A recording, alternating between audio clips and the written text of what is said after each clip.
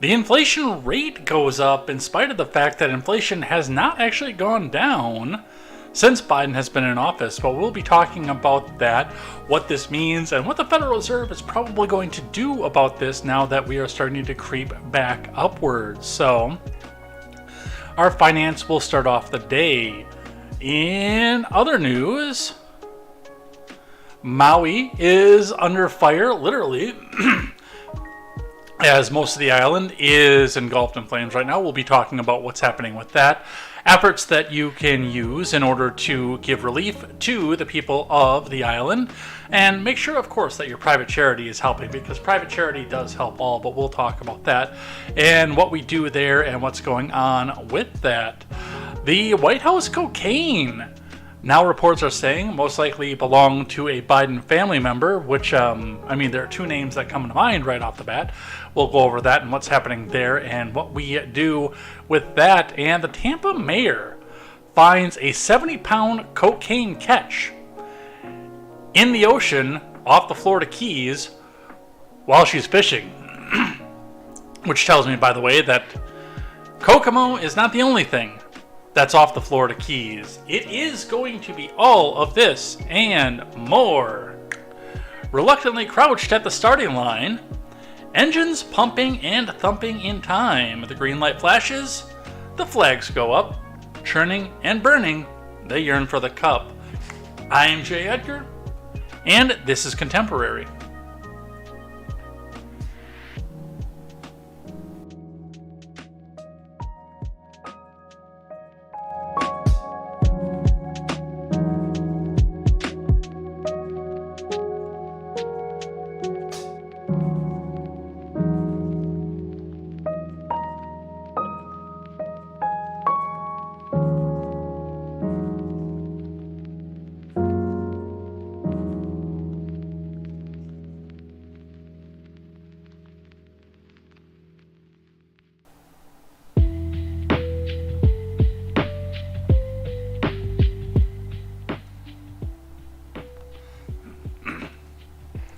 Yes, we are going the distance tonight, but not as much of a distance as we usually do.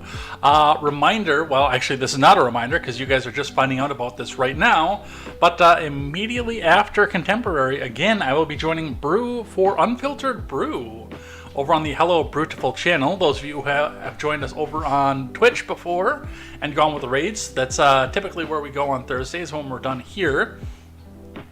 And if she's streaming, she's a friend of the show, so we do give deference to people like that. Mr. Behavior, Brew, Silent Caster. If people like that are streaming when I go offline, they do get deference no matter what, even if it's something news related, because, well, they are friends of the show and they do help make this go. But we do have a bunch of stuff to go over here today. One of the things, and we are going to make sure that we do things I like and things that I hate today, is because I think this is the first time since I started doing Contemporary that my things that I like outweigh my things that I hate. This is going to be a very, very positive end of the show today. So we'll be doing that about an hour 40 into the show. We'll be doing things I like and things that I hate. So come on in and join us for that. Also, of course, the more you chat, the more that people will come in, the more we're promoted up to the front. And tell a friend and tell 10 friends both about what we're about to do here, talking about the news and what's going on with that, and also about what's happening afterwards. So definitely go and check that out. We are going to get started here in just a moment. Before we do, make sure you guys go check out great programming such as The Daily Ignoramus, The Breakdown with Birkenhoff, The R-Rated Conservative, The Porch Boys, Tweets by Brit, Mr. Behavior, The No Gimmicks Podcast, Silent Caster, Clown World Chronicles with Papa Palpatine, and Overruled with KTZed, and of course, Unfiltered Brew with Hello Brutiful. Go check out all that great programming as we aim to bring you a better news and culture experience from the common man for the common man. That's right, for too long we've all got our news and our culture from people who hate us and wear suits that cost more than our houses. No more! Get your news and your culture from people who are just like you. So go check out all that great programming. It is going to be a great time. And reminder, again, doing some brainstorming on a title right now, but I've got a working idea on what I want to do for the upcoming interview project. So watch for that. That is going to be audio platform only, but there's going to be a basically it's going to be a banner and a YouTube preview where we'll come in and it'll all be pre-recorded, so you're not going to be able to affect the conversation, but to have some discussion about what myself and the guest talked about, I think I'm going to reach out to Britt of Tweets by Britt first, because I want to talk to her about, and it's going to be like a mix between just general conversation between people who are friends or people that you want to meet, and a general topic. I want to sit down and talk to Britt about moving across the country and how that's affected her in her life now that she's actually starting to settle in where she has lived. But we'll be talking about that. That'll be coming up somewhere in the near future. Definitely go and check that out once that's out. And let's get down into the news, into our finance segment, which will be extended, of course, because our top news of the day is inflation related. Let's get into it. Let's get started. Let's get the live chat up so I can see what you guys are doing here. Few people joining us over on the Rumble side, some lurkers, no chatters just yet. Do feel free to get your chats or your donations in if you're interested in helping out with the show. And on the main chat, Mogwai says, surprised he didn't go with "We Didn't Start the Fire" for Hawaii. That's still going to be burning tomorrow. I could possibly do that. 70-pound cocaine catch. That would last Hunter 3 days. Nice. Nice, Mogwai. All right, let's do the markets. Let's get started. Starting on the Dow, which, surprising with the inflation news, was up today. Almost all day. There were a couple of split seconds at the end of trading towards the end of the day where it dipped below the previous close, but not by very much. The Dow ending up today 52.79 points, or 0.15% above on the day. That's 35,176.15 points on the day, so looks like a little bit of a win, but not much. Breaking losing streak, that's for sure. Your Bitcoin, on the other hand, did take a dive on the day today, $29,439 and 60 US cents. In the last 24 hours, that is down $123 and 10 US cents, or 0.42%, with a major spike about 11 o'clock this morning before dropping back and bringing itself even further below where it was to start with, and starting to claw back as we entered the point that we're at right now. So a little bit of a shake-up in your Bitcoin. It's a loss, unfortunately, but you take your losses with your wins as you go with that. Looking in at the gas prices in the Madison area. Ho ho! Needless to say, I did not pre-look at this map. Yeah, I'm getting off air. Well, I got to do Hello Brutiful I don't have to do Hello Brutiful. I have to do Unfiltered Brew at the end of the show today. That was a Freudian slip and a half.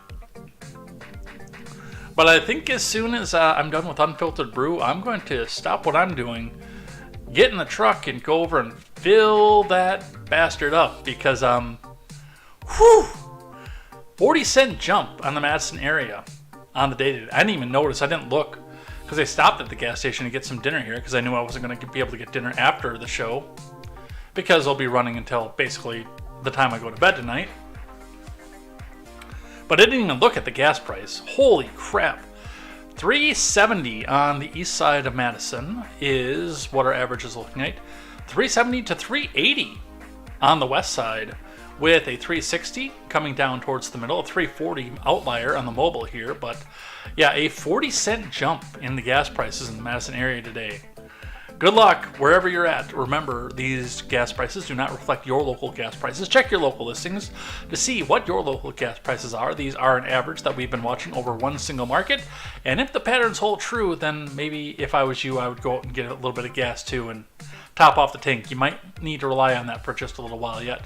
But that is what we see for that. Our finance report today coming from CNBC.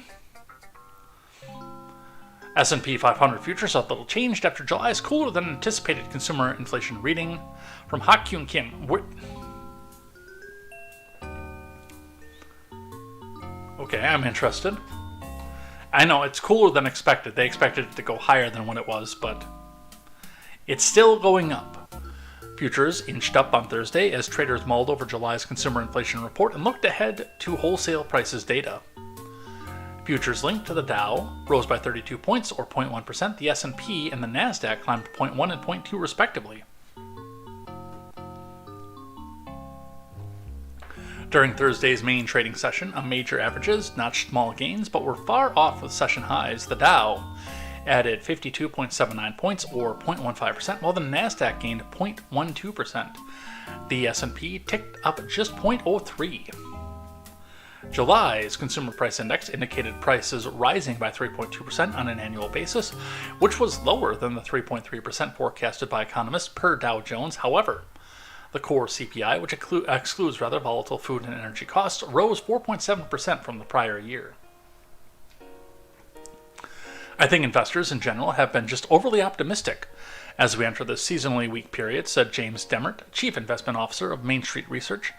The printout on the CPI, I think, is a reminder the Fed's done a lot of work that needs to be done, but it's still a bit sticky, so that means rates are higher for longer. He said Thursday on CNBC's Closing Bell Overtime. Demmert added that there are indications that the market may be due for more of a pullback from current levels, noting the market's retreat from its big open. This is cope, by the way, because remember, it was only 7 days ago we were told, oh, well, the Dow's going to start to rise again. Look at this, we had a winning week because we're expecting a soft landing now. They're not getting their soft landing.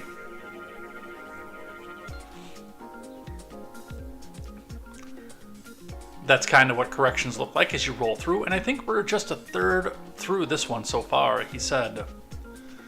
On a weekly basis, the S&P and the Nasdaq are bound for declines of 0.2 and 1.2% respectively. Both are on pace for their second straight losing week, the first for the tech-heavy Nasdaq since the conclusion of a 4-week losing streak in December of 2022. The Dow was an outlier of the three major averages, on track for a modest gain of 0.3%. Investors will be keeping an eye on more economic data to come on Friday. July's Producer Price Index data will be out around 8:30 a.m. Eastern Time, while preliminary consumer sentiment data for August is due at 10. So we will have some finance stuff to talk about again tomorrow as to what it is our economy is doing. Let's look at our layoffs report today. From Deadline, CAA to undergo layoffs across multiple departments. From Nelly Andriva. Creative Artist Agency will be instituting staff reductions. Deadline has learned the round of layoffs expected early next week will impact about 60 people from across a number of divisions. I hear that's a fraction of the agency's global headcount, which is in the thousands. According to sources, the trims are a result of a long process of examining optimal staff levels for each department that started months ago before the WGA went on strike on May 2nd. Still, the decisions were likely informed by the ongoing writer and actor work stoppages, which have had a serious impact on talent agencies and management companies. The layoffs come a month and a half after the one-year anniversary of the CAA acquisition of ICM Partners. There have been a lot of anxiety in the months leading to the anniversary, as the junior non-partner ICM agents had been given 1-year CAA contracts at the time of the merger. According to sources, the cuts are not related to that, and former ICM agents were not targeted more than their CAA proper colleagues. Also not factoring into the staff reduction process is CAA's potential sale to French billionaire Francois-Henri Pinault, who reportedly had been in talks to buy a majority stake in the talent agency for $7 billion, although any step to strengthen a company's balance sheet would automatically make it more attractive to buyers. I would tell you right off the bat, I do think it has something to do with that. The top Hollywood talent agencies, which are diversified beyond film and TV representation, with sports, music, touring, booking, and other departments not affected by the strikes, had not undergone layoffs related to the work stoppages 101 days into the WGA strike and a month into the SAG after one. So, yeah, not even Hollywood is safe at this point. And I'm sorry, that's kind of funny. I am not going to lie, that is kind of funny. But that is what we see for that. Oh, I caught something that I did not put on the stack that I wanted to. But we will add that on for later in the show. I'll do that right before things I like and things that I hate. Actually get the article up here. Oh. I'll actually archive that here quick too, because that is an outlet that likes to go back and autoplay, and I hate autoplay.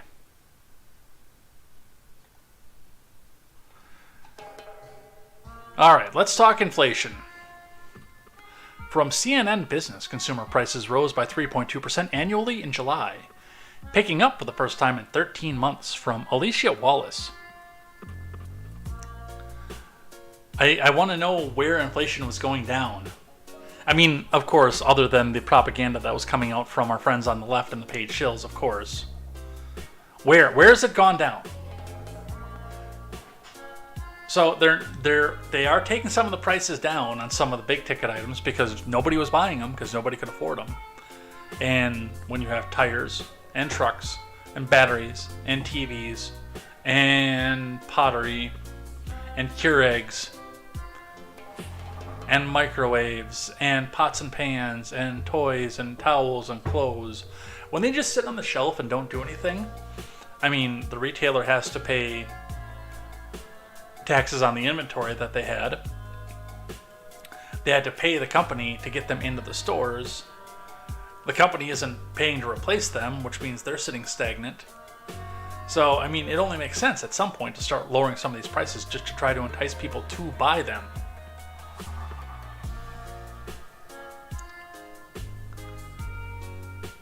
But at some point, you still got to make a living.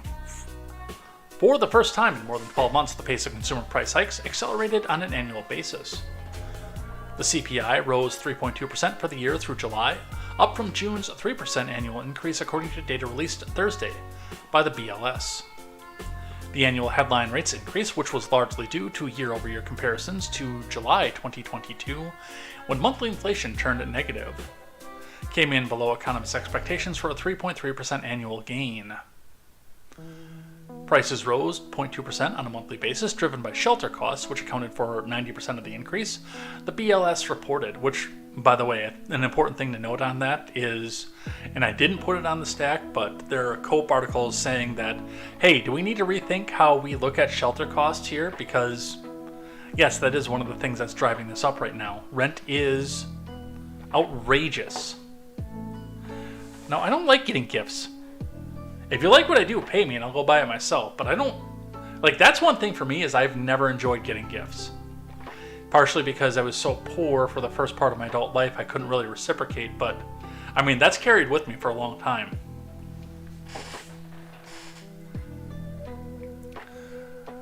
Despite the uptick in the headline number, the July report showed that underlying inflation continued its cooling streak. Core CPI, which excludes more volatile food and energy prices, increased 0.2% from June and was up 4.7% from the year-ago period. July is the fourth consecutive month that annual core CPI has eased, and the 4.7% rate landed 0.1 percentage points below consensus expectations. Declines in used car prices, as well as airfares, helped bring core CPI lower. Again, we're sitting at the situation where the used cars are sitting on the lot. Nobody's got the money to go buy them, so now we've got to try to compensate to get more people to go buy them.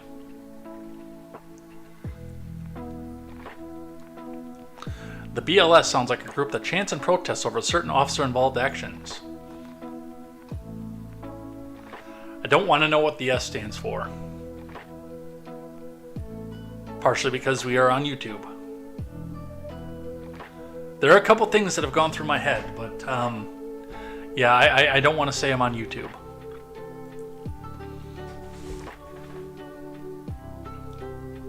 In June, prices increased 0.2% for the month and 4.8% annually. President Biden on Thursday said the latest CPI report shows the U.S. economy remains strong. Annual inflation has fallen around 2/3 since last summer, and inflation outside of food and energy has fallen to its lowest level in any 3-month period since September of 2021, Biden said in a statement issued Thursday morning after the report was released.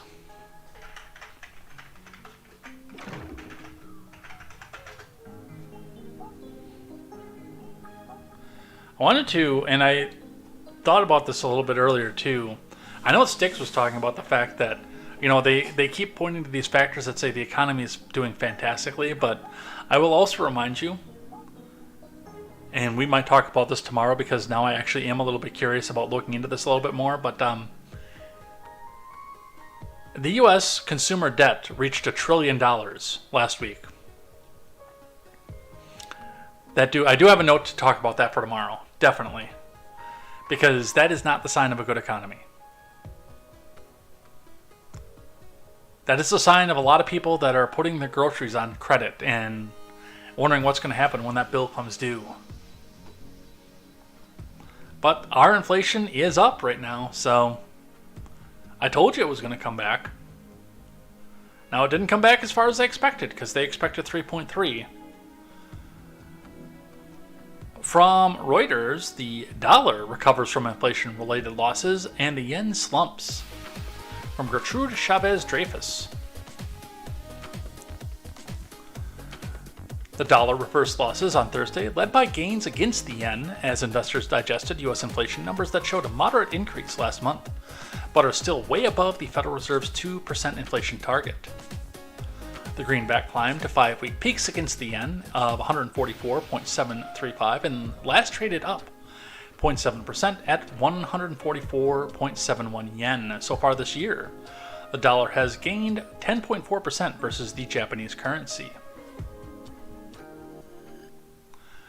The U.S. also paired gains against the euro, which last changed hands at 1.0985 U.S. dollars. Up just 0.1%, the recovery of the dollar against both the euro and the yen pushed the dollar index up 0.1% to 102.56. Earlier in the session, the dollar dropped after data showed the CPI rose 0.2% last month. Matching the gain in June, the CPI climbed 3.2% in the last 12 months through July, up from a 3.0% rise in June, which is the smallest year-on-year gain since March of 2021, but still compounded above the 9.5% 9.5% inflation that we had at this time last year. Excluding the volatile food and energy categories, the CPI gained 0.2% in July, the same as the June increase. In the 12 months through July, core CPI grew 4.7% after rising 4.8% in June. The story from this morning's CPI release took a little while to settle into the markets. While yes, year-over-year CPI did come in slightly below expectations, that 3.2% figure is still higher than it was last month, said Helen Given, FX trader at Monex USA in Washington. So that is definitely your inflation data right now, but one of the things to look at here, and the Biden admin did try to come back out, and when they do their propaganda about inflation, they say that we had the lowest inflation rate in the G7, which is true, by the way, partially because some of our manufacturing and our supply chain issues have come unsnarled, and partially because we measure our inflation differently than we did in the 80s when we were measuring the same way that these other G7 countries do. But a reminder, because we are still running 3% over 9% inflation, that saying that our inflation rose at a slower rate than all the rest of the G7 countries right now is like saying we are the prettiest horse in the glue factory.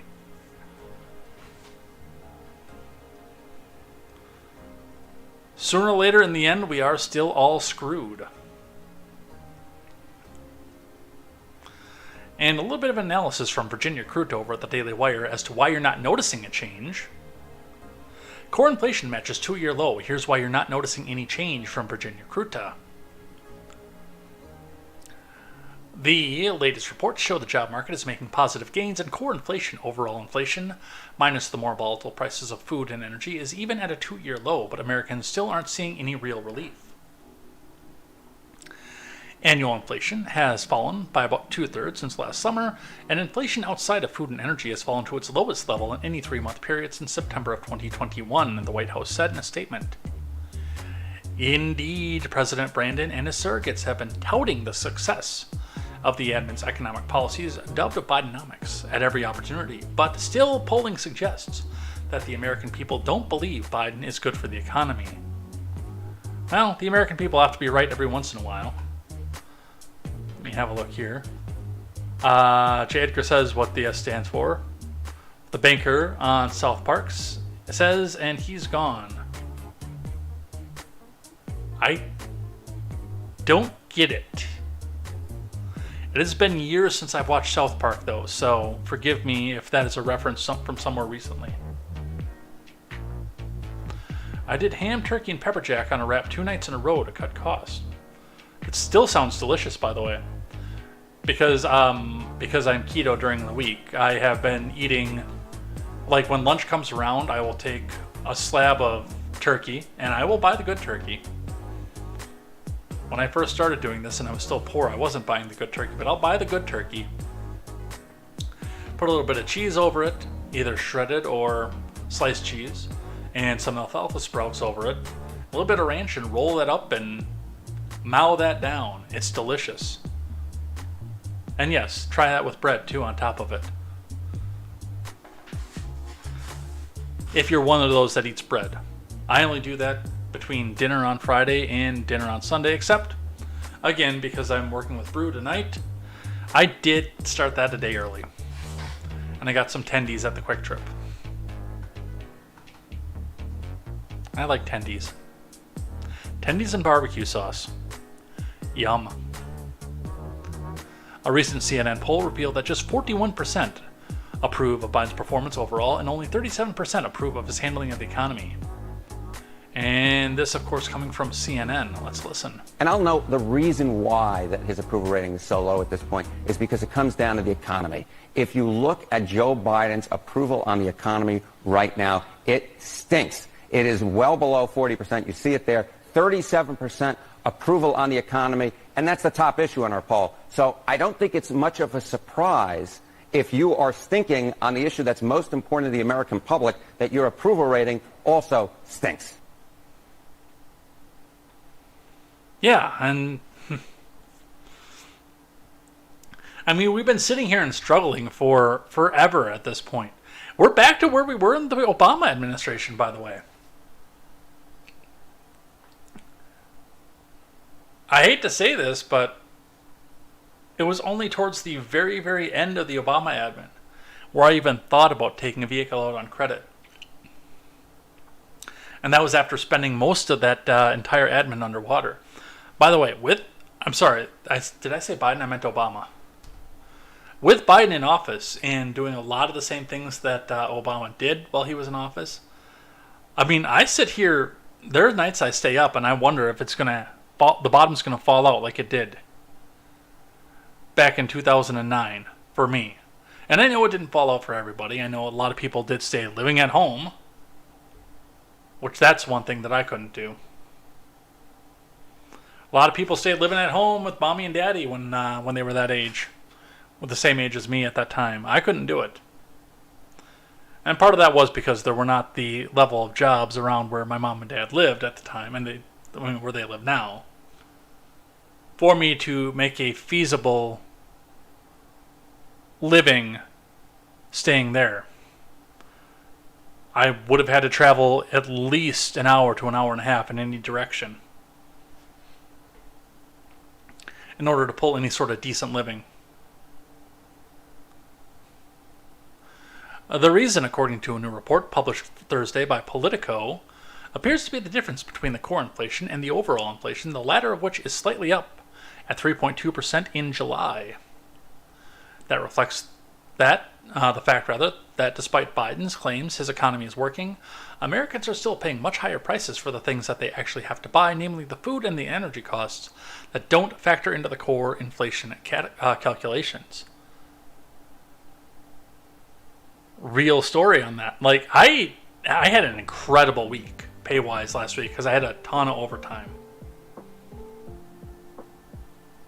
And realistically, I would still be doing A-okay if I decided to go pull the trigger on this.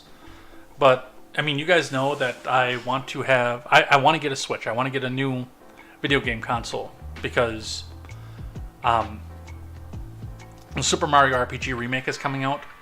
And I really, really, really, really, really, really, really want to play it when it first comes out. I want to play it on stream when it first comes out.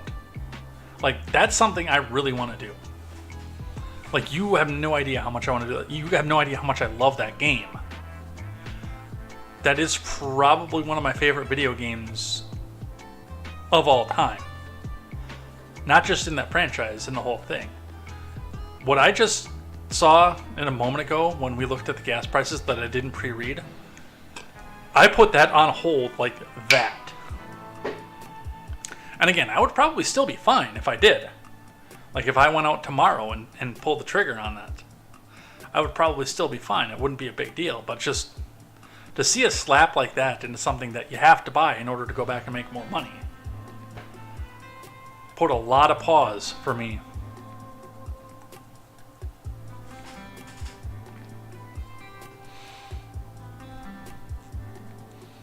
The result is that Americans are paying approximately 17% more at the grocery stores and restaurants since February 2020, and despite the fact that gas prices have come down since reaching record highs, people are still paying quite a bit more at the pump than they did before Biden took office.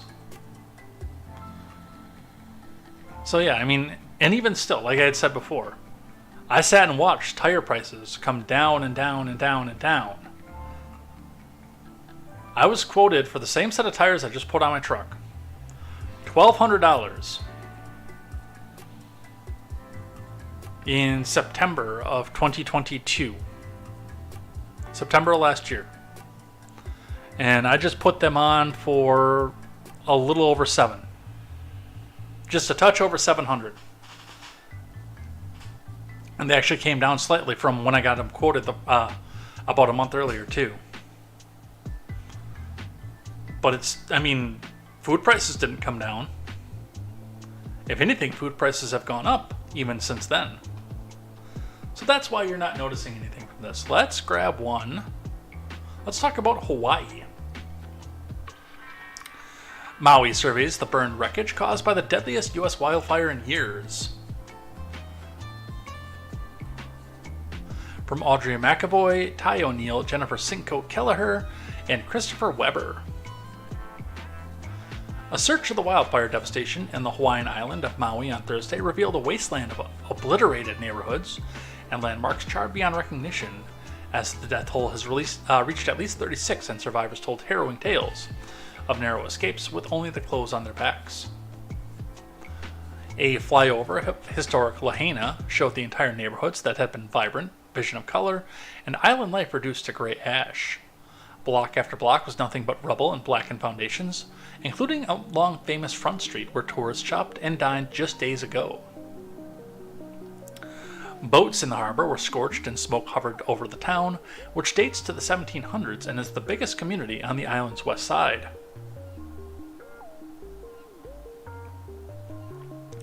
Tiffany Kidder Wynn's gift shop in Whaler's Locker, which is one of the town's oldest shops, was among the many businesses destroyed. As she assessed the damage Thursday, she came upon a line of burnt-out vehicles, some with charred bodies inside of them. F in the chat.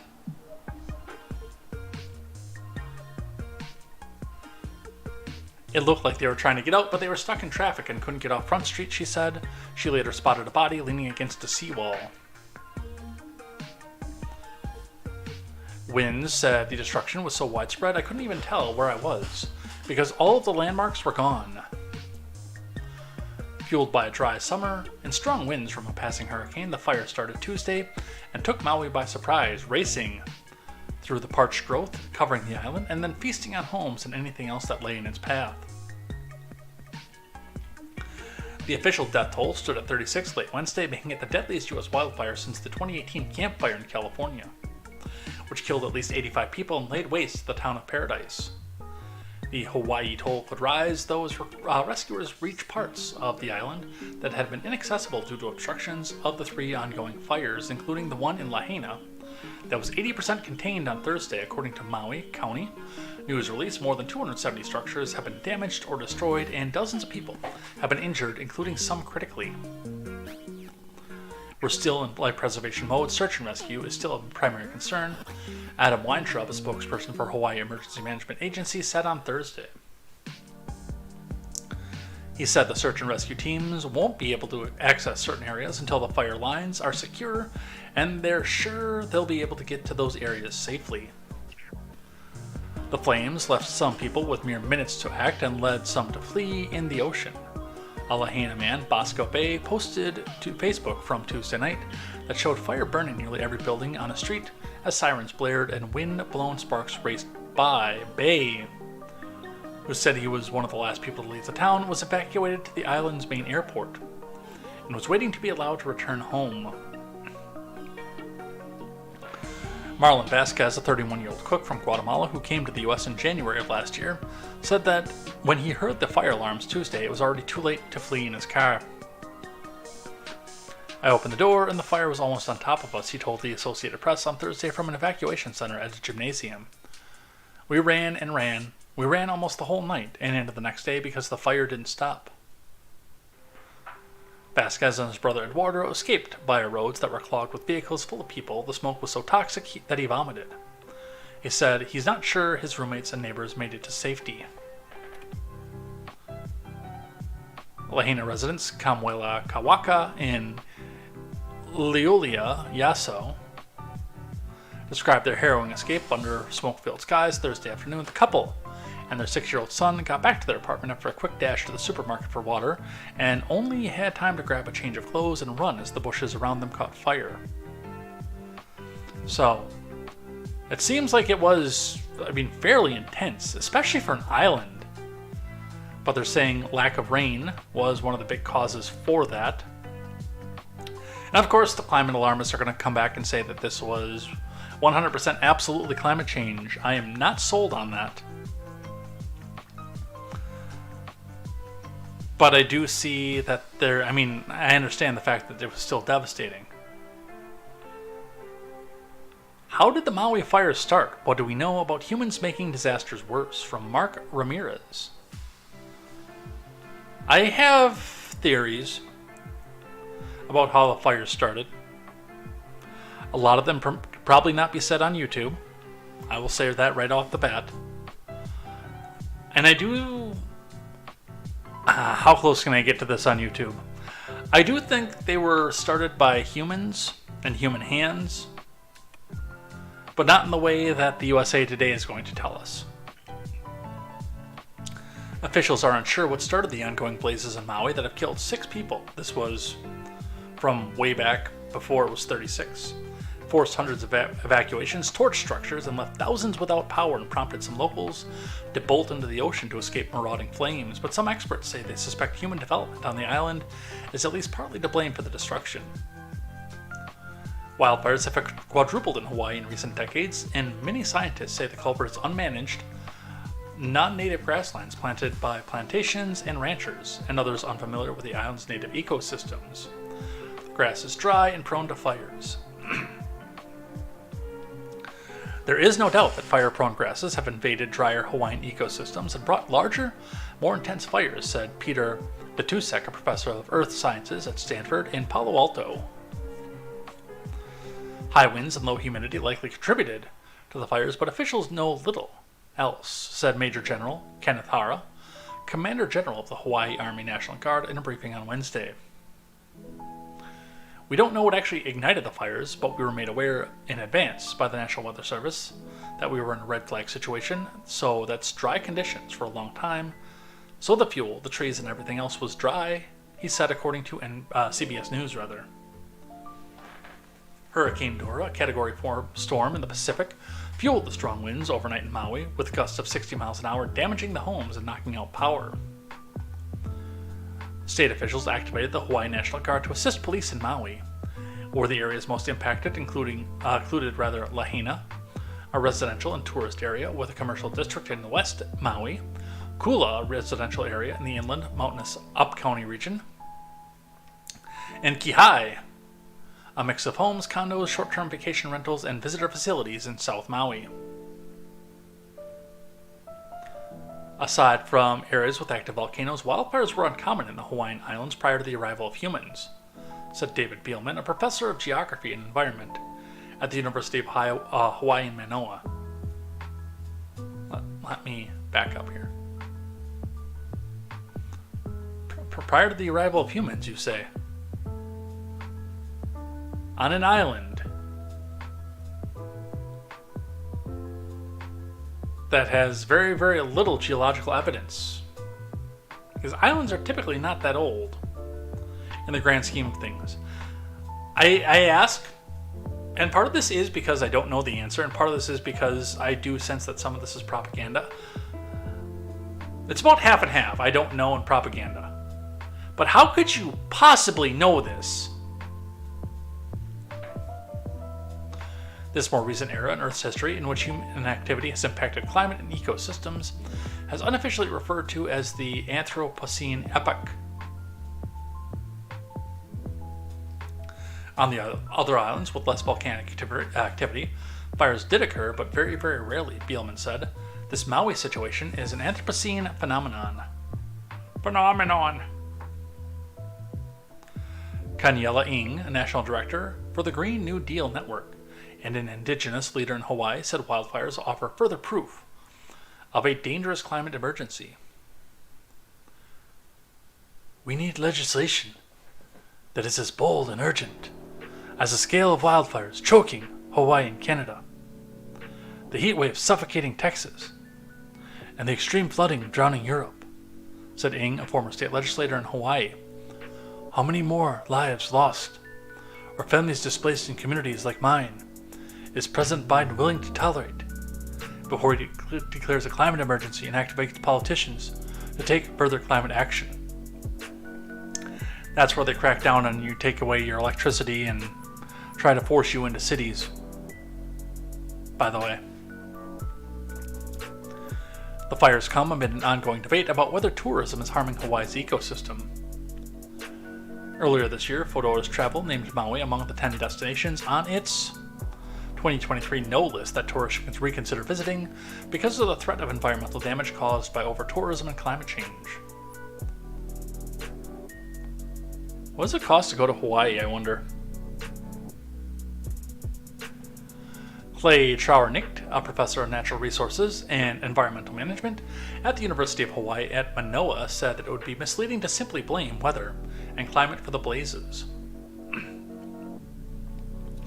Instead, Trauernicht, who noted in 2018 that the area burned annually by wildfire in Hawaii has quadrupled in recent decades, pointing to unmanaged non-native grasslands, which we talked about in the last article. These savannas now cover about 1 million acres across the main Hawaiian islands, mostly the legacy of land clearing for plantations, agriculture, and ranching in the late 1800s and early 1900s, he wrote in a series of posts on X, formerly Twitter.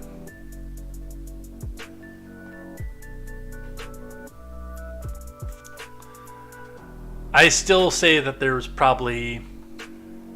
there are people who go out there and try to make things match the narrative. They got caught in California and the American Northeast and in Canada. They got caught in Australia. And while at this point nobody's been caught doing it in Hawaii, you also need to tell me why I shouldn't believe that they were.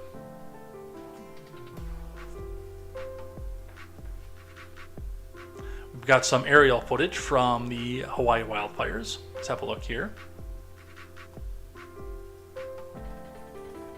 Maybe. Maybe the video doesn't want to play.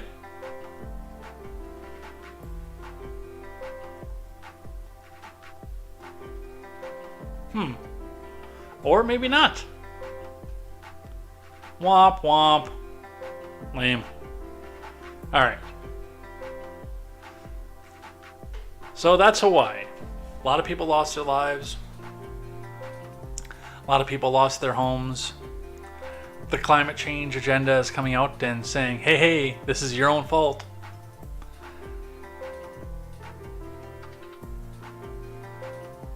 And realistically, I don't believe it.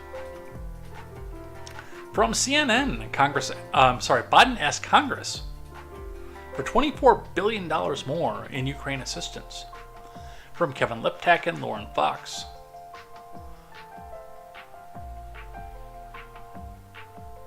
The 51st state, everybody. President Brandon is asking Congress for more than $24 billion for Ukraine and other international needs as he works to sustain support for a war amid signs of softening support among Americans. The request, which includes more than $13 billion in security assistance and $7.3 billion for economic and humanitarian assistance for Ukraine, sets up a potential battle with Republicans in Congress, some of whom voiced skepticism about providing Ukraine any more money. As a counteroffensive wears on and prospects for the war concluding soon appear slim, the funding will act as evidence of whether the U.S. support for Ukraine can be sustained. The new funding request, which will be unveiled later Thursday, will be paired with $12 billion in requests for new funding for disaster relief, potentially sweetening the package for skeptical Republicans who have voiced concern about approving more Ukraine aid because they can't get anything like this passed unless they hide it among something else. It also includes $3.3 billion meant to fund infrastructure in countries affected by Russian invasion, an attempt to prevent coercive Chinese lending from taking hold in these nations, and it includes $4 billion in funding for border security. Because again, they have to go back and package it together, otherwise nobody will even think about passing it. So they put it in with a suicide pill. Oh, hey, you don't want to support the Ukraine? Why do you hate the U.S. border so much? Look at all this money we're putting in for border security. Oh, you just must hate U.S. citizens because you voted against the Ukraine bill, which means you voted against U.S. disaster relief.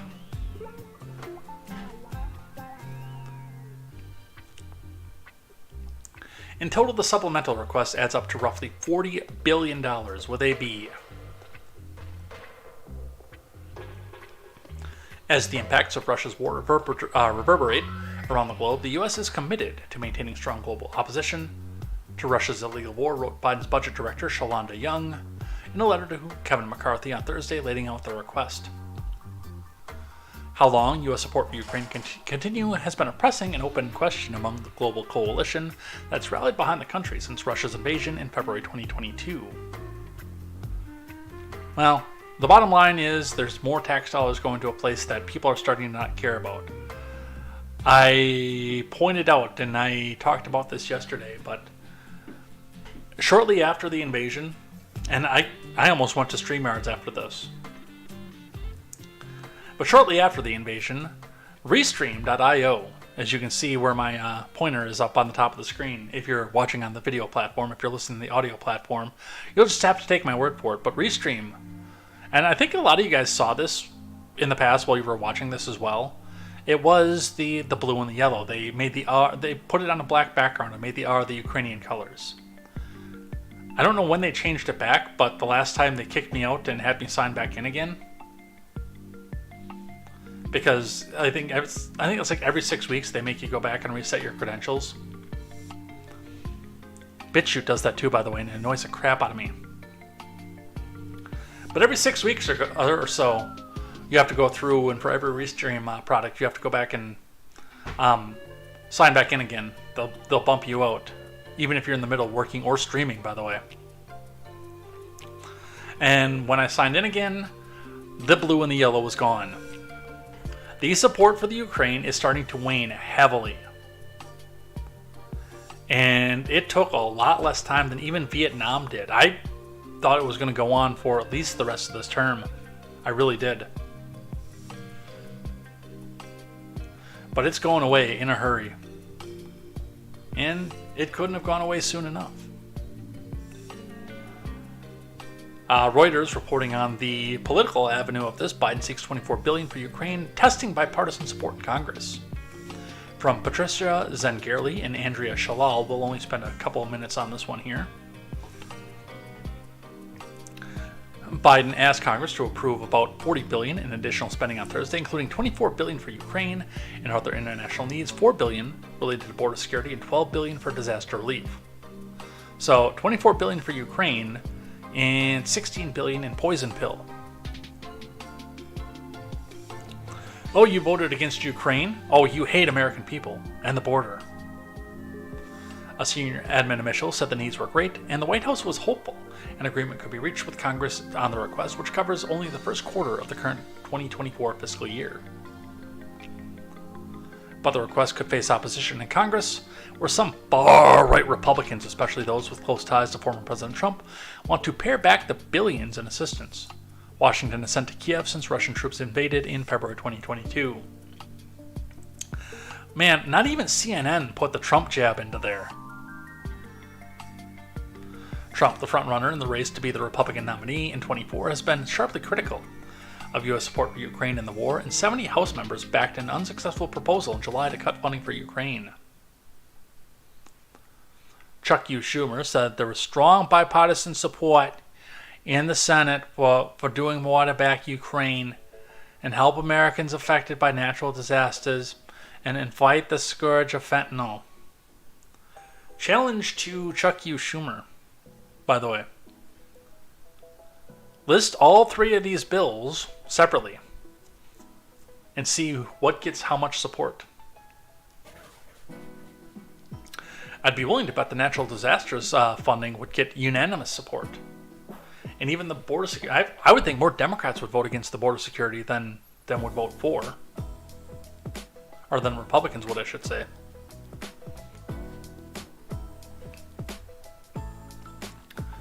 But, again, this is the Biden admin calling out the MAGA people. The undesirables, the people that he hates. A new report from the New York Post, an update on a previous story. White House cocaine may have belonged to someone in Biden's family orbit, from Ryan King. I knew a guy named Ryan King once, and it wouldn't surprise me at all if he was writing a story about drugs. Good guy. Definitely a good guy. One of the most loyal motherfuckers I'd ever met. A bag of cocaine found in the West Wing last month reportedly may have belonged to someone in the Biden family orbit, and the president allegedly knows who it is. So, Soldier of Fortune publisher Susan Keating made the shocking claim, citing 3 sources, in a report published Sunday, even texting a number linked to President Biden in a bid to sniff out the culprit. The Post has not been able to independently confirm the Soldier of Fortune report, and the Secret Service has vehemently denied it. According to Keating, while the Secret Service publicly announced July 13th they had closed the investigation without identifying a suspect due to a lack of physical evidence, authorities were able to follow enough clues to come up with a name, and were confident enough in their detective work to inform the Commander-in-Chief. If you want the name, ask Joe Biden, one source told Keating. He knows who it is. It was someone within the Biden family orbit, and it wasn't Hunter, said a second source referring to the president's adult son, an admitted recovering drug addict. Now, I mean, we all know what happened with Hunter. We've all seen the laptop pictures. But it's also reported that Ashley likes a little bit of the white powder too.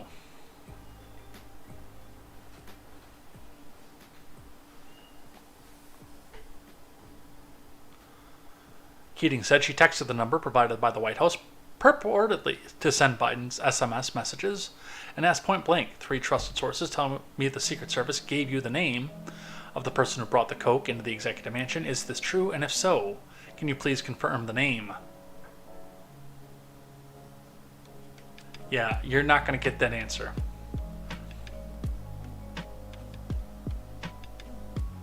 The message from Keating bounced back with not delivered.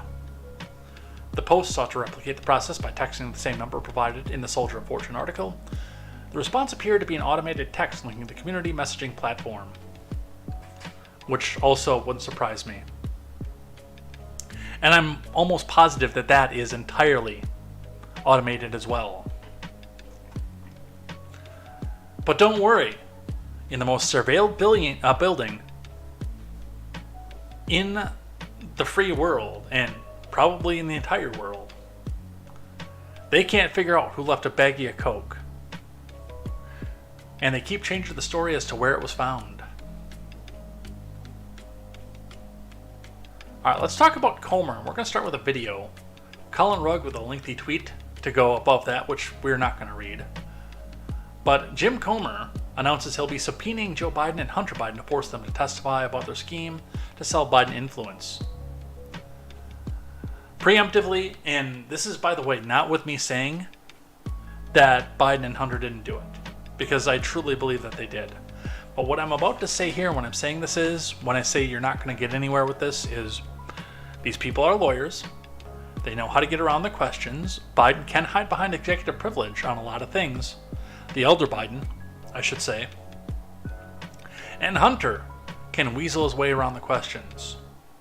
You are not going to get crap out of this, except for a pretty good show and a bunch of MAGA people saying he's going down this time. Which is a shame, because man, would I like something to go out there to ensure that 2024 doesn't go to this moron. Let's listen to Jim Comer. Going to subpoena Hunter Biden. Yeah, this is always going to end with the Bidens coming in front of the committee. We are going to subpoena the family. I mean, we're putting the case together to win in court. Obviously, with all the opposition and obstruction we're getting from the Biden attorneys now, we know that this is going to end up in court when we subpoena the Biden. So we're putting together a case, and I think we've done that very well. We've shown the bank records. If I had subpoenaed Joe and Hunter Biden the first day I became chairman of the committee, it would have been tied up in court, and the judge would have eventually thrown it out, because at that time the narrative was, well, they never took any money while he was vice president. He never had any communication with his business associates, and the money never came from China. We've had to go every step of the way and prove the media narrative was wrong, and the vice president and the current president lied. We have caught Joe Biden in so many lies, I can't even count the number of lies now. So we have put together a case that I think would stand up in any court of law in America, and we hope to hear from the Biden soon. But I wish the media would ask the president, what exactly did your family do to receive this $21 million that the House Oversight Committee has proven?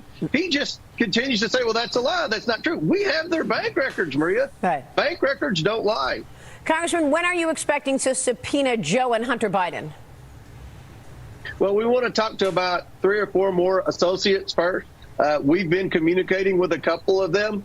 We're trying to bring them in just like we did Devin Archer for a transcribed interview.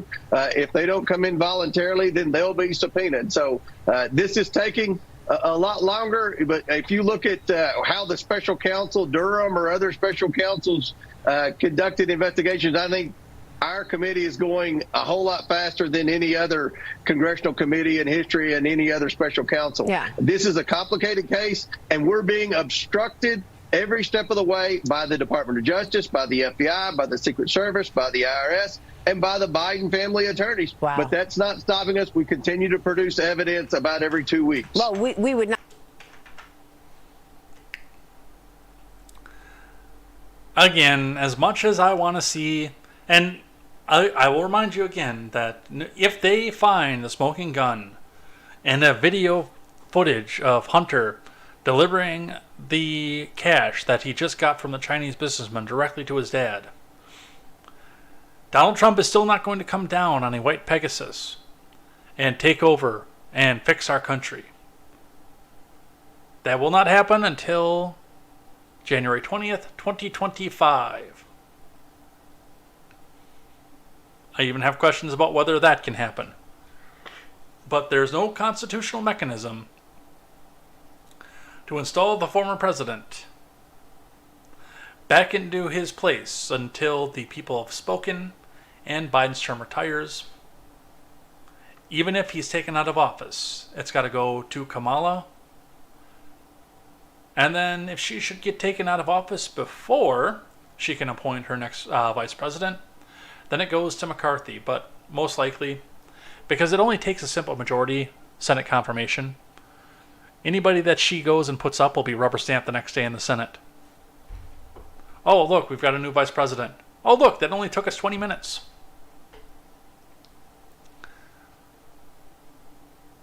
Not that we could ever get the 67 votes to remove anyway, but again.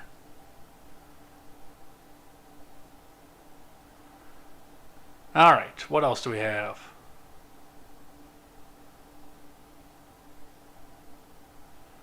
I want to talk a bit about this one. We took this yesterday, and I talked about it, and the whole story got weirder. Number one, all the ACAB people are telling me how great the FBI did, how wonderful it was that they went in and shot first and asked questions later. And they took down a MAGA terrorist. The same people who thought that the guy pulling a knife out of the floorboard of his truck while he was attempting to get in and flee with children in the back was a martyr and a saint. And nobody should have ever pulled a weapon against him. But I'm going to review some of the facts with this from KSL TV 5 NBC. FBI shoots and kills Provo man accused of threatening President Biden's life. From Larry D. Curtis, Michael Hauk, and Daniela Rivera of KSL TV. A man was shot and killed by FBI agents in Provo on Wednesday after FBI agents approached his house to serve warrants. Previously, the man had made threats towards Joe Biden and others on social media. The warrants were served hours before Biden landed in Salt Lake City. An FBI spokeswoman said the shooting occurred in the area 500 North and 1200 West, while the FBI was serving a warrant. The incident began when special agents attempted to serve arrest and search warrants at a residence. The subject is deceased. The FBI takes all shooting incidents involving our agents or task force members seriously. According to court documents obtained by KSL TV, suspect Greg DeLew Robertson made Facebook posts threatening the life of President Biden, who was arriving in Utah on Wednesday.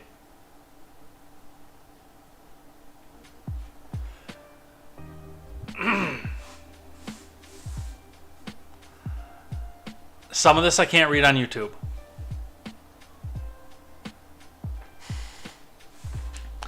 Associated Press reported that two law enforcement sources said Robertson was armed at the time of the shooting. Neighbors said that they remember him from church and the neighborhood, but weren't previously aware of his social media posts. A White House official told the Associated Press Biden was briefed after the raid.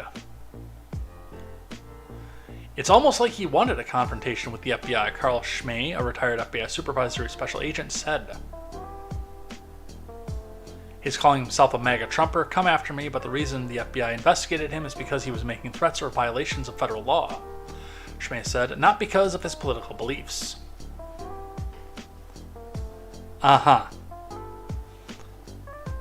Now, they were investigating him because, I do believe what Schmay said, that they were investigating him because of the threats and violations of federal law. They shot him because of his political beliefs. This is what kept me up at night when I was a supervisor, is we're looking for that needle in the haystack. He said, who's a keyboard commando and who's the guy that's actually going to pick up a gun, go out and commit violence?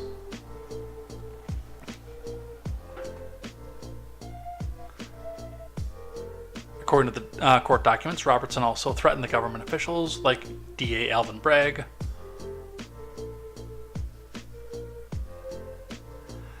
Can't read that on YouTube. There's no way the Google gods are going to let me get away with that one.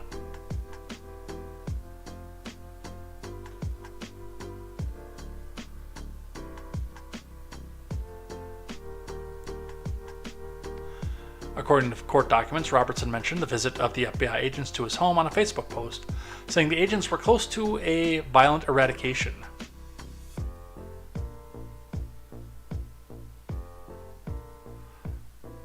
According to court documents, Robertson was charged with interstate threats, retaliating against federal law enforcement officers by threat and threats against the president. And by the way, there is your suspect. 77-year-old Craig DeLew Robertson. 77 years old, walks with a cane.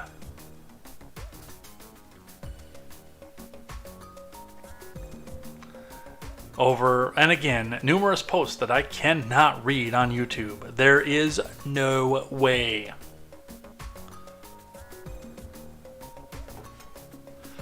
But I really wanted to actually look into this and talk a bit about what's happening here. Cernovich pointing out 75, not 77. 75-year-old man who needed a cane to walk was selected for extermination by the FBI. Notice, None of the actual death threats against Trump led to his response. Dark times ahead, read the book Ordinary Men. So, were there threats against Trump? That I don't know. If there were, I mean, of course. Actually, let me rephrase that, because now that I'm reading this back in my head, I do think that I know what's going on with this, and this was something the Krappensteins pointed out this morning as well, is the fact that there was no action when Madonna wished that she could blow up the White House, and when Kathy Griffin lifted up the severed head, or Snoop Dogg with the very obvious clown parody of Trump shot, or the effigy of Kavanaugh, or the effigy of Knowles, by the way, burned an effigy outside of a Knowles event.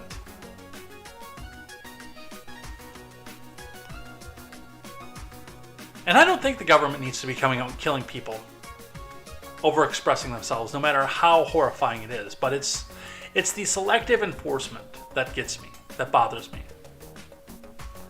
And again, the fact that, I mean, this was an easy target. Look at the dude.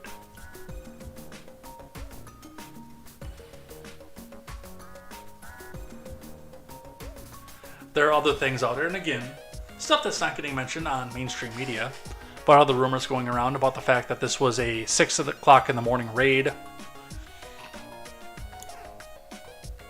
That this was, again, they just went in, started shooting, guns blazing, things like that. I'll read a little bit from CBS News. Man killed during FBI raid in Utah, posted threats online against Biden, officials say. Allegedly posted threats against Biden and others, including Biden's family and former President Obama. Criminal complaint filed in the district court in Utah and obtained by CBS News details graphic threats gathered during an FBI investigation against a number of public officials. Online post showed an intent to kill Mr. Biden, the complaint said, in a post dated August 6th. Robertson allegedly wrote, "I hear Biden's coming to Utah," and I can't read the rest of this.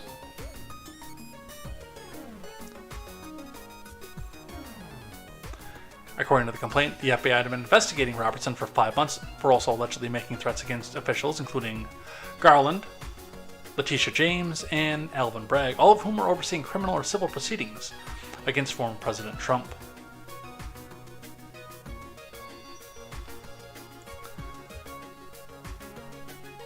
But one of the things that continues to escape me, now there's a lengthy tweet thread here, we're not going to go through it in this point, but I do have the thread unroller here. I've got that loaded up and queued up, is the fact of one thing these mainstream news outlets yesterday, now and today, have yet to mention, and this is something I really think, in the wake of ACAB and the St. George protests and the Breonna Taylor protests, especially the Breonna Taylor protests, that if this really was somebody who was a major threat to them and he would have come out and started shooting, that would have been in one of the first paragraphs to any of these articles. Which tells me that I don't believe that he came out and started shooting. And I'm going to be completely honest with you at this point. Because with the Breonna Taylor thing, they did provide body cam footage for that to justify the fact that he was shooting. He was shooting in a justified manner, by the way, but to justify the fact that he was shooting.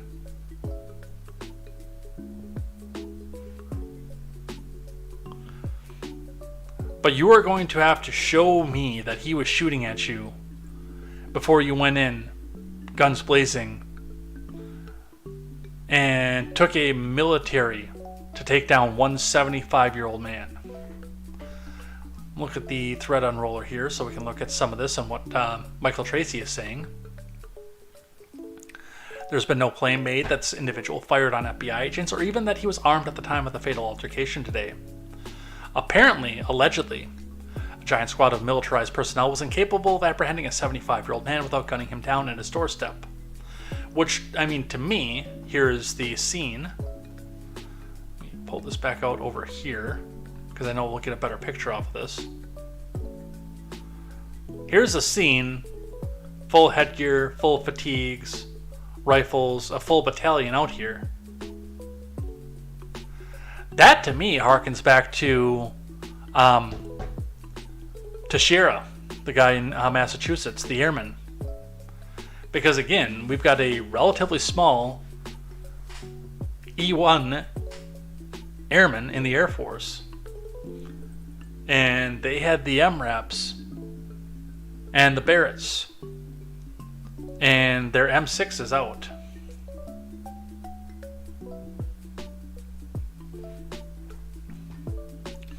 To take down one 21-year-old kid. A statement from the FBI Salt Lake City field office also makes no mention of any agents being injured.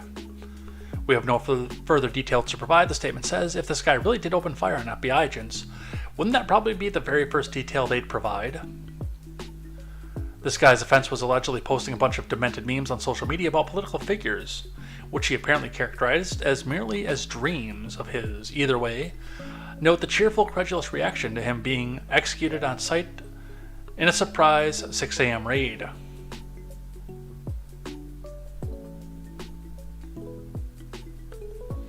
So a federal agent shot and killed an old man described as being frail of health, who used a wooden cane. And the thing that's supposed to appall all this about the incident is he posted overwrought criticism of politicians on social media. This is who the FBI is claiming had the ability to conduct sniper tactics and was an imminent threat to kill Biden after they barged into the elderly man's home at 6 in the morning, pumped him with bullets, and left his dead body bleeding out on the sidewalk for hours. Another said that he was barely mobile, weighed nearly 300 pounds, and was unable to walk without a cane. He would drive to church despite it only being about 200 yards from his house because he had so much trouble moving around.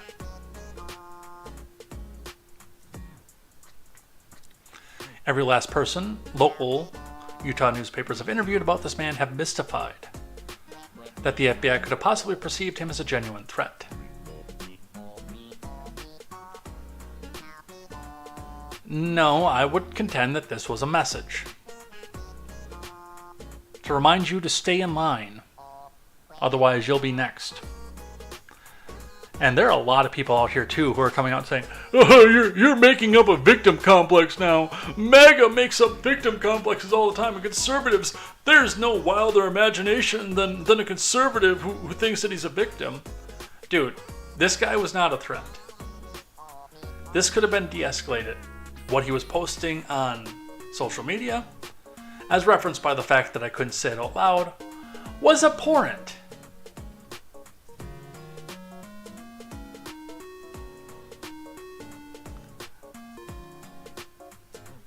I cannot put any infinitesimal odds that the Secret Service was not going to be able to take care of him if he did try to do something stupid.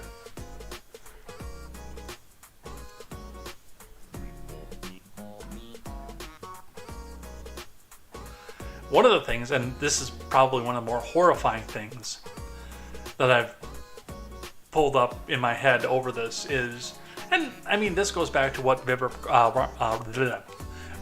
Ramaswamy said when he was doing Tucker's town hall in Iowa.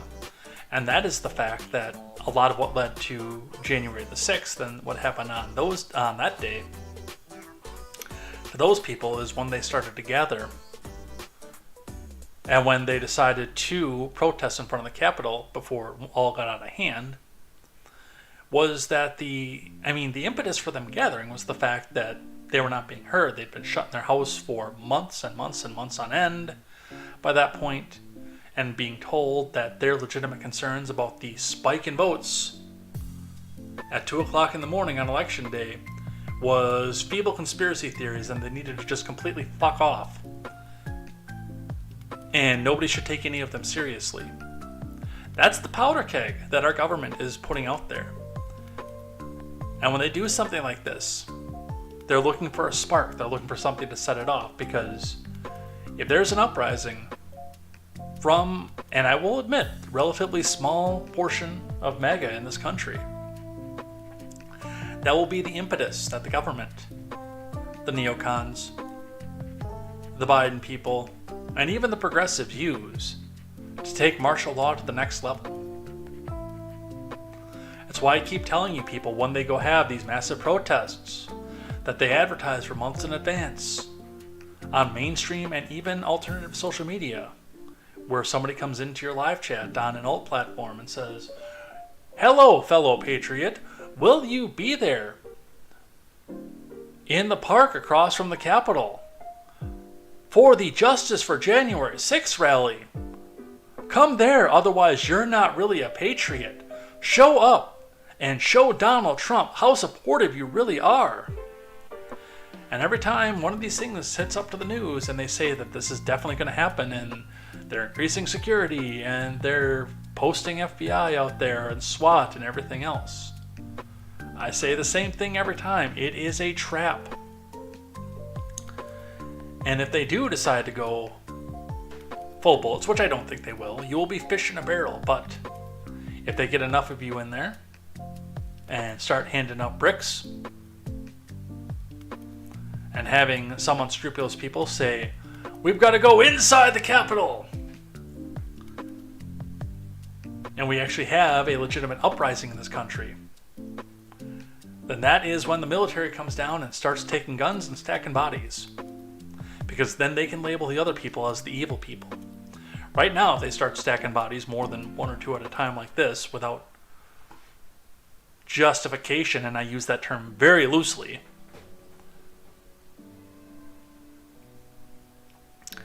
then even their people will start looking around saying, "Hey, are we the bad guys here?"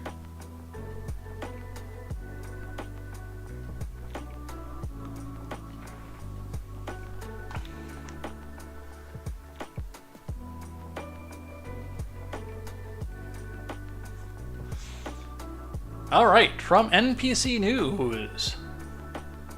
Tampa mayor finds big catch off Florida Keys. 70 pounds of cocaine. So I guess Kokomo isn't the only thing that's off the Florida Keys anymore. And trust me, if you have 70 pounds of cocaine, you are not going to be relaxing and getting away from it all.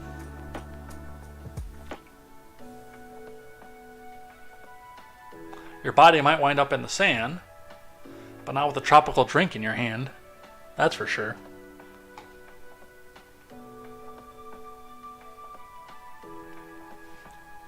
The mayor of Tampa found a big catch of another sort while she was fishing off the Florida Keys. 70 pounds of coke floating in the Atlantic Ocean. And what happened to that 70 pounds of coke? I want to know. Asking for a friend. Mayor Jane Castor made the discovery July 23rd on a fishing trip with her family. Castor, a longtime Tampa police officer and the city's first female police chief, immediately recognized the package wrapped in layers of plastic as cocaine, city spokesperson Adam Smith said on Tuesday. Smith confirmed the details of the find, which were reported in the Tampa Bay Times to NPC News. Smith also shared a U.S. Border Patrol post on the platform X, formerly known as Twitter, that showed dozens of pounds of cocaine discovered by a recreational boater in the Florida Keys. The drug haul had an estimated street value of $1.1 million, the post said.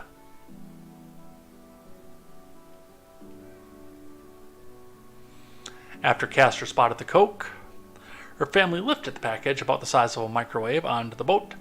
A rip in the package showed it was more tightly packaged in bricks, she told the Tampa Bay Times. And again, I ask you, what happened to that cocaine? Just out of curiosity. And for no other reason at all.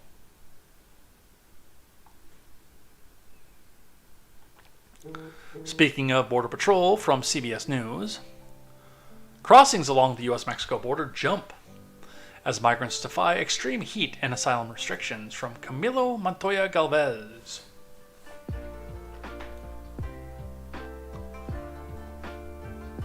The number of migrants crossing the southern border illegally, particularly across the inhospitable Arizona desert, has increased sharply. After falling in a 2-year low in June, despite record heat levels, government statistics obtained by CBS News show. Well, it's a dry heat.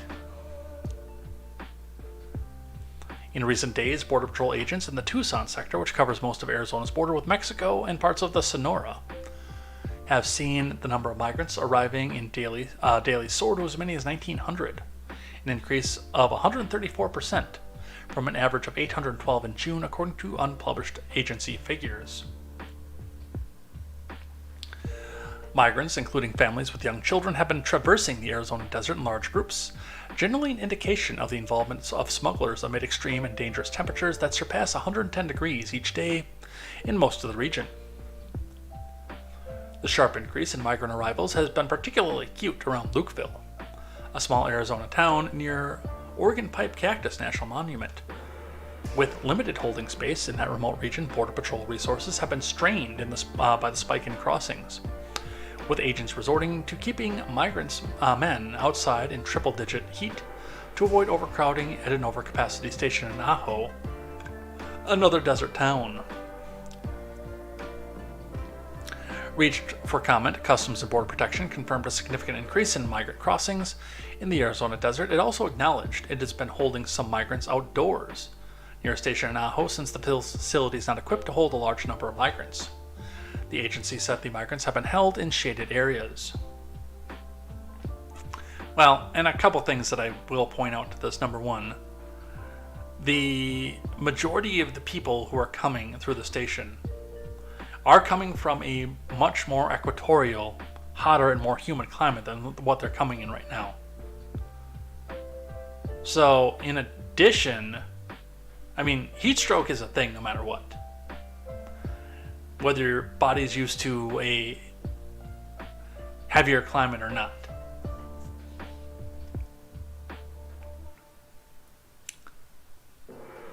I mean, even back in,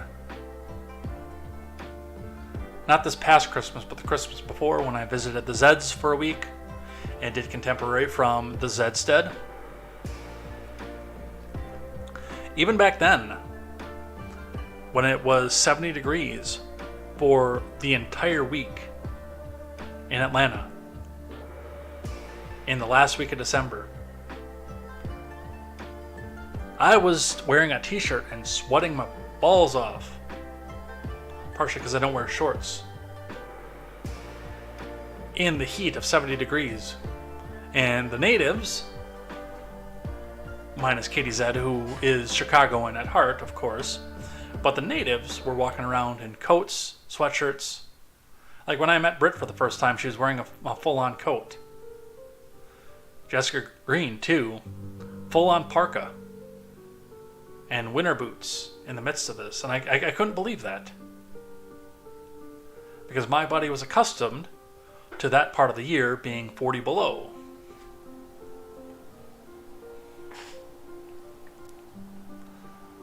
But regardless, the question comes into is, what is causing the jump in this? Is it just being lax in Border Patrol and the policies associated with it, or is there something else? Something that we will see as we go. Here's one from ABC News. DA threatens to charge officials in California's capital over homelessness response. From Tran Nguyen and Janie Har. Tensions are rising in California's capital city as the Sacramento district attorney threatened to file charges against the city officials over their handling of the homelessness crisis, saying they're too lenient in their approach and they are failing to enforce the rules. DA Thien Ho on Monday threatened to press criminal charges against city officials under state public nuisance laws if they don't implement a slew of changes within 30 days, including daytime camping ban where homeless people have to put their belongings in storage between 0600 and 2100. Ho was elected in 22 after vowing on the campaign trail to address the city's homelessness crisis. He began his public fight with City Hall officials last month when he launched an investigation into officials' conduct. Ho said Sacramento city officials are inconsistent in enforcing the rules, including an ordinance to keep sidewalks clear of encampments, resulting in an unprecedented public safety crisis. Ho also wants the city to clear all 16 encampments within the city's limits, open 24-hour shelter beds for thousands of people who sleep on the streets each night, give out citations to those who decline shelter, and hire 4 more city attorneys to enforce city rules, among other things. So what he's going for is go to the shelter or go to jail. Which is an interesting way to address this, especially in deep, deep progressive California and Sacramento. And it does bring up a good point. There are people that don't want the help and they want to be homeless. Part of it as mental illness and part of it as a protest against the government and property owners and, well, property rights in and of itself.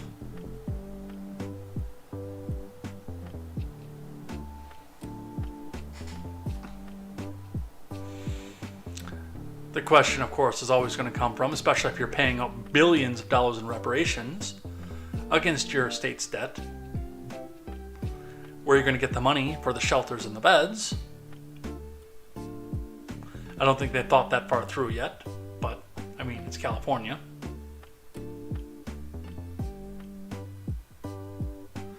Let's do a couple about X, and then we'll do things I like and things that I hate, and head out of here for the night, because I do have a thing going on after this that you guys are all invited to, by the way, over on the Twitch side. From the Post-Millennial, Biden DOJ fines Elon Musk $350,000 after he refuses to give them access to Trump's Twitter account.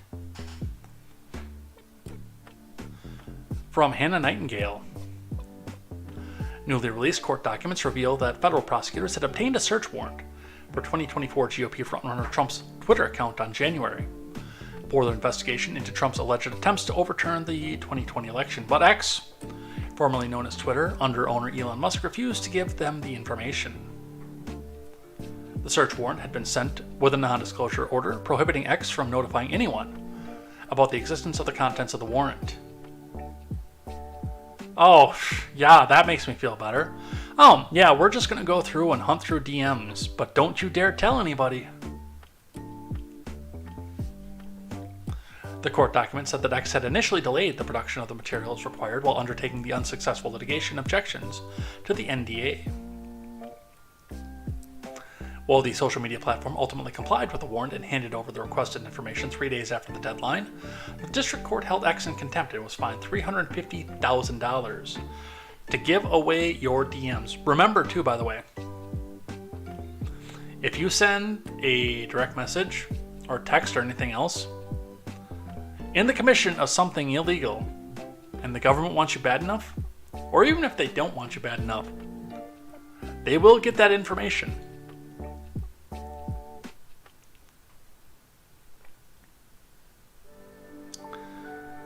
The revelation came as part of an appeal before the U.S. Court of Appeals for the D.C. Circuit Court, in which the court upheld a lower court's ruling on the case. In sum, we affirm the court's ruling in all respects. The district court properly rejected Twitter's First Amendment challenge to the NDO. Moreover, the district court acted within the bounds of the discretion to manage its docket when it declined to stay its enforcement of the warrant, while the First Amendment claim was litigated. Finally, the district court followed the appropriate procedures before finding Twitter in contempt of court, including giving Twitter an opportunity to be heard and a chance to purge its contempt to avoid sanctions under the circumstances. The court did not abuse its discretion, but it did when it ultimately held Twitter in contempt and imposed a $350,000 sanction, the ruling stated. Why, oh why, would they include a non-disclosure order, not agreement, but order into something like this? Unless they want you to continue confessing to crimes in your DMs. And the last one we'll do on news for the day, from the Daily Wire. Ex-CEO Linda Yaccarino on hate speech policy at X. We de-amplify posts that are lawful but awful.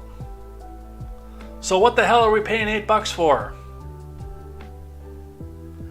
I mean, I'm not, but so many people are. From Daily Wire News. It kind of seems like a bait and switch. Ex-CEO Linda Yaccarino said during an interview this week that the company has new hate speech policies that de-amplify content that is deemed to be lawful but awful. That's why my impressions have been going down so much. Yacarino, the former advertising head at NBC Universal, made the remarks on Squawk Box with Sarah Eisen. Eisen pressed Yacarino about the brands that have abandoned advertising campaigns on the platform since Elon purchased the company formerly known as Twitter last year. I want to take that last 10 years and put it into perspective because by all metrics, X is a much healthier and safer platform than it was a year ago, Yacarino said. Since acquisitions, we have built up brand safety and content moderation tools that have never existed before at this company. Yacarino said that X has introduced a new policy to your specific point about hate speech called freedom of speech, not reach. So if you're going to post something that's illegal or against the law, you're gone. Zero tolerance, but more importantly, well, of course, unless it's CP, and then you can come back and appeal to Twitter as much as you want, and it still stays on the platform. To this day, by the way. But more importantly, if you're going to post something that's lawful but awful, you'll get labeled. You get labeled, you get de-amplified, which means it cannot be shared. It can certainly not be monetized. Yacarino said the policies protect brands from the risk of being next to that content. Let's listen. The company. And our number one social partner was Twitter. And Twitter was safe, and we felt comfortable always being there. And but not all brands. I mean, a lot of brands have left. Okay, hang on. I'm going. I hear you. I'm going. And I want to take that last 10 years and put it in perspective. Because by all objective metrics, X is a much healthier and safer platform than it was a year ago. Since acquisitions, we have built brand safety and content moderation tools that have never existed before at this company. And we've introduced a new policy to your specific point about hate speech called freedom of speech, not reach. So if you're going to post something that's illegal or against the law, you're gone, zero tolerance. But more importantly, if you're going to post something that is lawful, but it's awful, you get labeled. You get labeled, you get de-amplified, which means it cannot be shared, and it is certainly demonetized. Back to your direct point about brand safety. So they are protected from the risk of being next to that content.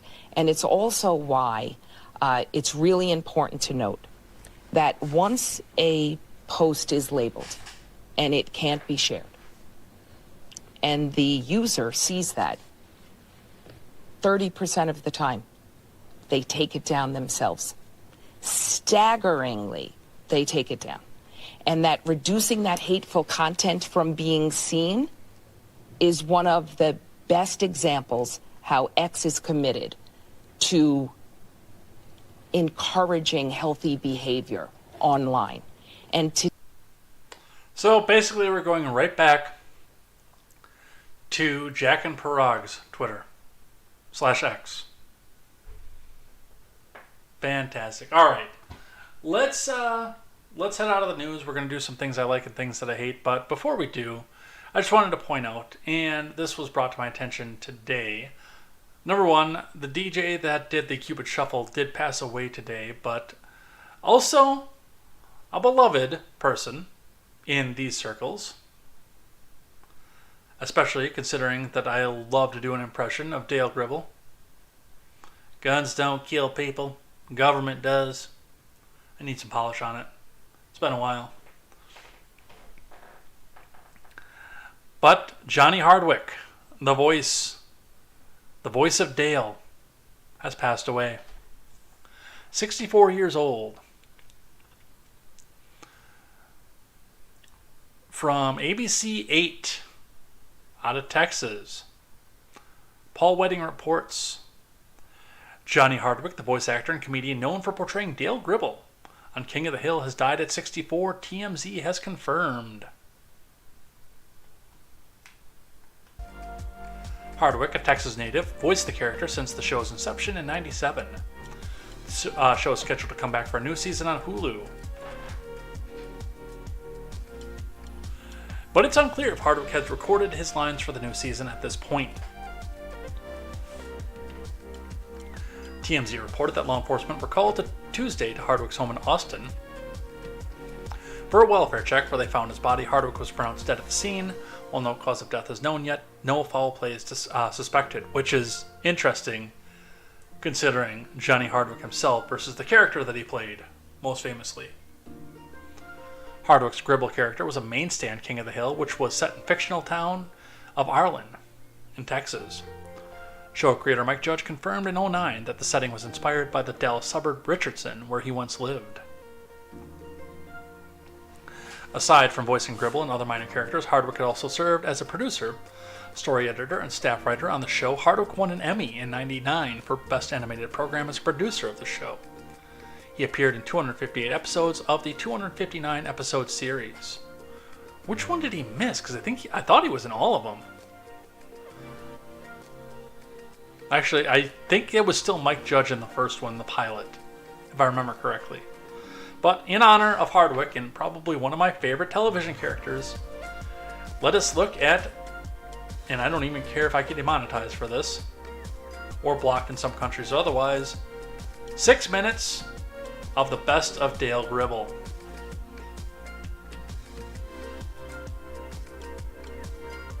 Briefcase. What the hell are you doing? Give it! Pocket sand. Pocket sand! Trick or treat! Trick or treat! Boo! I am a high-priced Washington lobbyist peddling influence. Who wants candy?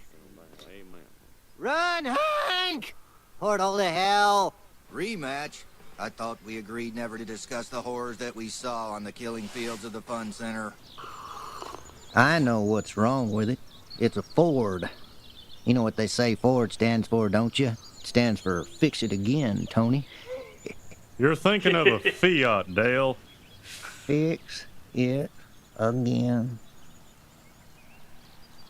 Hank, you have bully-ragged this production and stifled my creativity from day one. It is now day 2. I quit. That makes a lot of sense. A lot of nonsense. I killed 8 gophers last year, and a purebred Tennessee walking horse that was looking at me funny.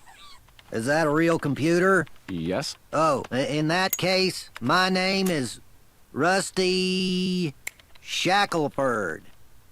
Shackelford. You half-wits could be looking at jail time. My name is Shackelford, Rusty Shackelford. I refuse to speak without my attorney present. I am Mr. Shackelford's attorney, Rusty Shackelford. My client pleads insanity. Let me take this opportunity to introduce the band. On keyboards, the Big D himself, Rusty Shackelford.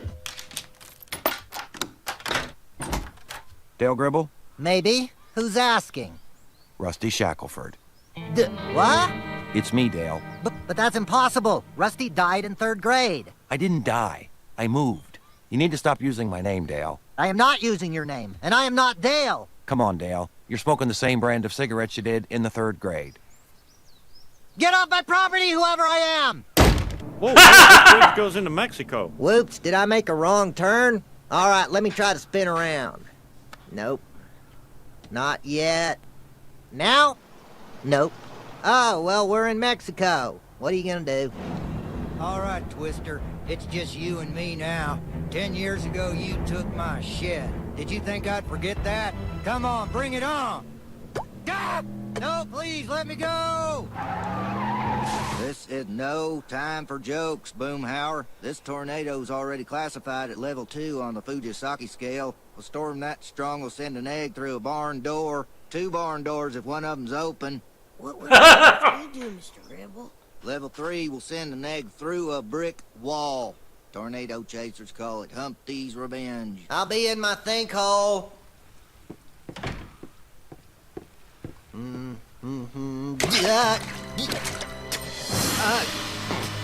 My due! Yeah!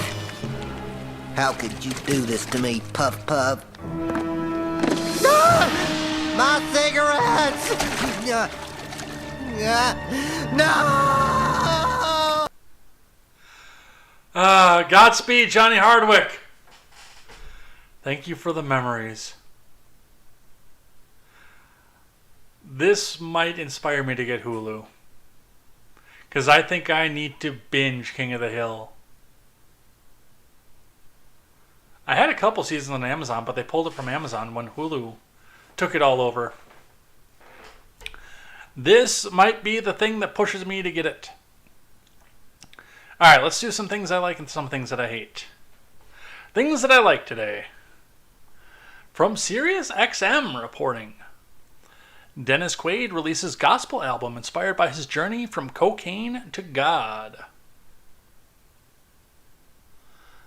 No author given. Dennis Quaid, the 69-year-old actor known for films like Inner Space, The Parent Trap, Any Given Sunday, A Dog's Journey, recently released his debut gospel album. Titled Fallen, a gospel album for sinners, it's a spiritual journey from your lowest place to heaven, made up of 7 hymn covers and 5 original songs. I want it. I do. Like, a lot.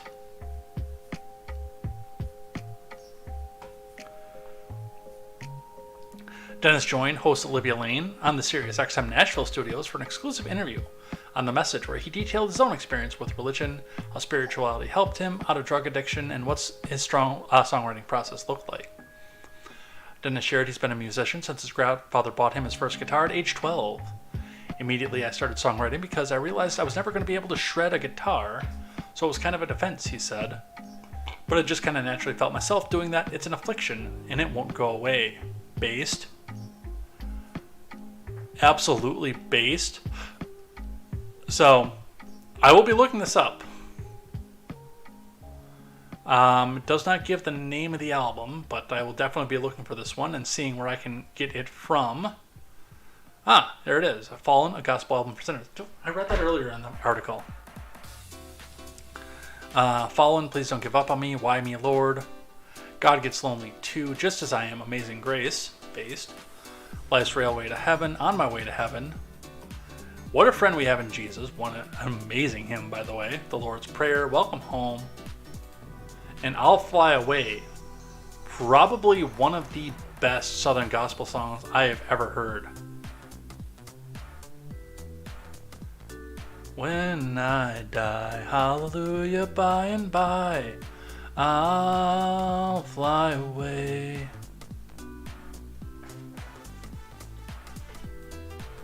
So, definitely looking forward to that one. I will be picking that up as soon as I can find it. From The Blaze, Joe Rogan eviscerates fucking con man Gavin Newsom and corrupt Joe Biden, considers interview with Trump. From an interview that I have not listened to yet, but I do have queued up. I thought it was a different person who was interviewing for this, but it's not from like the end of last week. I forget who it was, but there was one comic he was interviewing and I listened to that, but it was the interview before. They'll tell who it is in this one. But I'd like to listen to that. I can probably tell you on Monday if I'd recommend it or not. Joe Rogan blasted Gavin Newsom during a recent episode of his massively popular podcast. The podcaster also hinted he would consider interviewing former President Trump, a potential guest he previously had said he had no interest in having on the Joe Rogan Experience. Train by day, Joe Rogan podcast by night. During a conversation with entrepreneur and YouTube star Patrick Bet David, the two discussed the scenario of President Biden departing office before the end of his term, whether voluntarily or involuntarily, which for 24, I don't think he's going to. 28, if he makes it through that election, probably.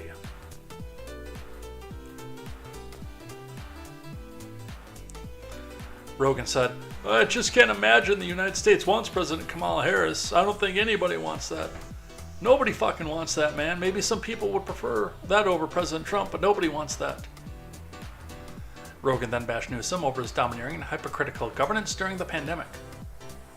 Nobody believes in that guy. He's a fucking con man. Everything he did in California, from trying to mandate vaccines for kids when it was totally unnecessary, to being caught out in public without a mask and lying about the fact that he was outdoors. Same thing. Same thing with RFK Jr., whether you believe he's correct about vaccines or whether you believe his policies will be effective. You know, that's a human being.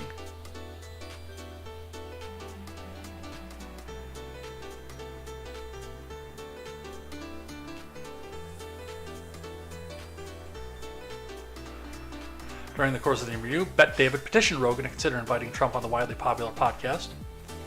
So, when are you having Trump on? Rogan replied, I don't know, man. Now look, looks like you got something. I don't know, man. Maybe. At a certain point in time, it's just like, it'd be interesting to hear his perspective on a lot of things. Rogan said it would be interesting to hear the former president's perspective on U.S. intelligence agencies, the deep state, and how the government machine works. So, I would listen. I think that would be the most downloaded episode in all of podcast history. Alright, a couple other things that I like. Threads has lost more than 80% of its daily active users because it was a flash in the pan that everybody went out and checked out for just a moment because it was coupled with their Instagram. Legitimately. Kyle Barr, we're only a month out since Meta released the Instagram-tied Twitter killer, Threads. Since then, the time users spent on the app has tanked. Now, two separate data analysis firms say the number of users logging in each day on the app has similarly flatlined just a month after its release. I've opened Threads, and I have it on my phone. I got it basically so I could secure my username, so nobody else could pretend to be me. And I've opened it 3 times since I got it. It's boring. Especially with it being tied to Instagram. Like, I don't use Instagram, even though I'm streaming to Instagram right now, to do that kind of thing. I mean, it's pretty girls, cars, and memes for Instagram for me, not the actual discussion I have on Twitter. And because of the fact of you basically imported your following follower list from Instagram, guess who's showing up on my Instagram feed? It's not the people I want to have serious political discussion with. It's pretty girls, fast cars, and memes. And I think that's a lot of people's experience with this. But you get what you came for. And we actually do, because I do have to head out of here today. I have a hard out here. And the fact that it is 7:58 my time, we're going to do a bonus things I like and things that I hate tomorrow, so I can finish up what we have here. But I do have to head out of here, so let's pop this up and go. I guess I didn't realize I was going to spend as much time as I did on Dale Gribble today, but alright. With that, we are going to head out of here for the day. Let's find the outro music. And let's go.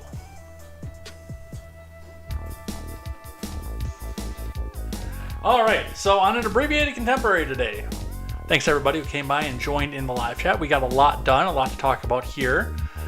Really didn't have to talk about any of the criminal aspects of the 2 former presidents trying to out-crime each other, but we'll be back here tomorrow for more news, more headlines, more contemporary, and a makeup of things that I like and things that I hate. Come back and join. By the way, go check out Hello Brutiful over on Twitch. That's always going to be a great time, so go and check that out. Very talented streamer, doing video game stuff, not necessarily going and doing the same kind of new stuff that we are, but somebody, by the way, on the new project, I do want to come have on an interview for that as well. Let me get the link up in the chat for you guys. There we go.